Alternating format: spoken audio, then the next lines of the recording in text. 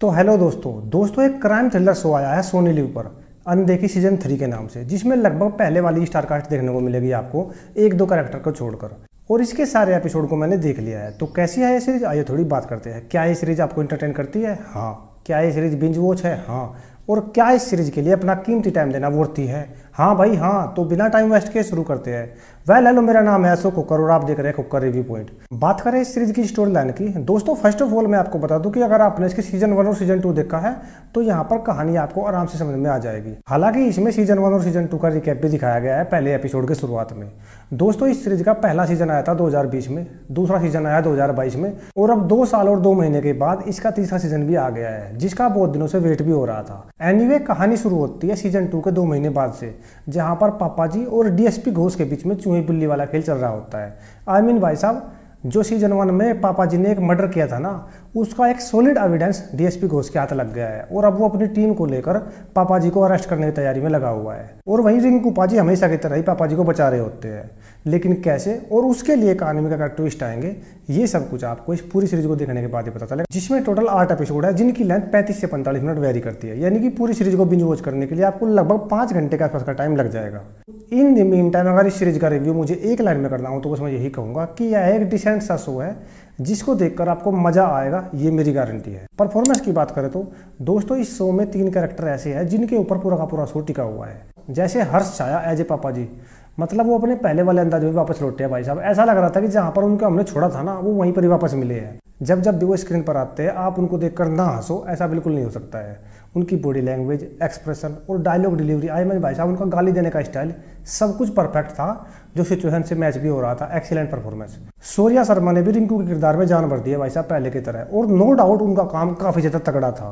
पूरे के पूरे सीजन को उन्होंने अपने कंधे पर उठा रखा है, जिसका वो क्लाइमैक्स तक खींच के ले जाने में कामयाब भी हो जाते हैं। Excellent performance. और Divyendu Bhattacharya as a DSP को उसका काम भी पहले की तरह ही बहुत अच्छा था। और दोस्तों इस सीरीज में जितनी भी सपोर्टिंग कास्ट है ना, जो आए और अपना काम करके चले गए, भाई साहब सबका काम बहुत ज़्यादा तगड़ा था, यानी कि परफॉर्मेंस वाइज यह सीरीज आपको बिल्कुल बड़ी सपोर्ट नहीं करेगी। बात करें पॉजिटिव की, दोस्तों इस सीरीज का स्क्रीन प्ले अच्छा है, मतलब फास्ट पेस तो नहीं बोल सकते, लेकिन स्क्रीन प्ले ठीक से लिखा गया है। क्योंकि यार जब मैंने इसका पहला एपिसोड शुरू किया ना, तो मुझे उसमें इतना ज़्यादा मजा नहीं आया, लेकिन जैसे जैसे शो आगे बढ़ता गया, कहानी बिल्डअप होती गई, तो शो में मजा आना शुरू हो गया। यह शो आपको इंगेज करके रखेगा फॉर श्योर। सीरीज की सिनेमाटोग्राफी और कलर ग्रेडिंग बहुत ज़्यादा अच्छी लगी मुझे। और दोस्तों इस सीरीज की जो कलर ग्रेडिंग है ना, इसके सीजन 1 और सीजन 2 के मुकाबले में कलर ग्रेडिंग यहाँ पर बहुत अच्छी की गई है, जिसे देखने में आपको मजा आएगा। और दोस्तों इस सीरीज की जो कहानी है ना, उसको बहुत ही अच्छी तरीके से लिखा गया है, जिसमें एक से बढ़कर एक ट्विस्ट एंड टर्न देखने को मिलेंगे आपको, जो आप बिल्कुल भी प्रेडिक्ट नहीं कर सकते, स्पेशली इसके क्लाइमैक्स में। मतलब इसका क्लाइमैक्स ऐसे टाइप का है जिसको आप बहुत अच्छा भी नहीं बोल सकते और ये भी नहीं बोल सकते कि क्लाइमैक्स खराब है। सीरीज का म्यूजिक अच्छा है, इसमें 3 सॉन्ग्स है जो कि इतने बुरे तो नहीं लगे मुझे। सीरीज की प्रोडक्शन वैल्यू भी अच्छी है, जिससे यह सीरीज आपको रिच फील होगी भाई साहब। बात करें नेगेटिव की, दोस्तों इस सीरीज में कुछ खामियां भी है जो पर्सनली मुझे फील हुई, हो सकता है आपको फील ना हो। मतलब कई सारे सीन ऐसे लगे मुझे जो हजम ही नहीं हो रहे थे।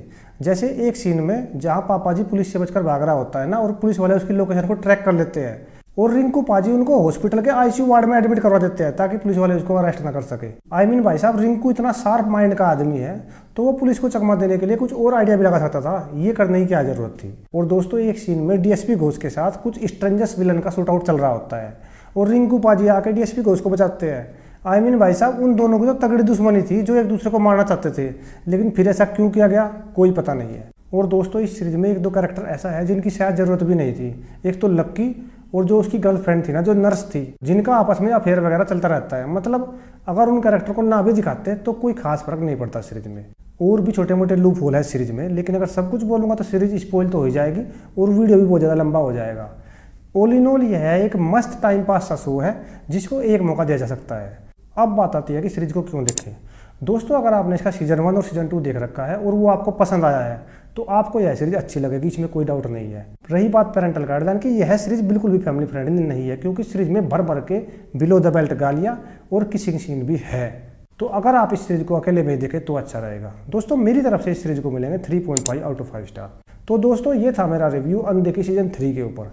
अगर आपको वीडियो अच्छा लगा हो तो प्लीज़ लाइक और सब्सक्राइब जरूर कर दो यार, इससे हमें मोटिवेशन मिलता है। तो आज के लिए बस इतना ही, मिलते हैं अगले वीडियो में, बाय।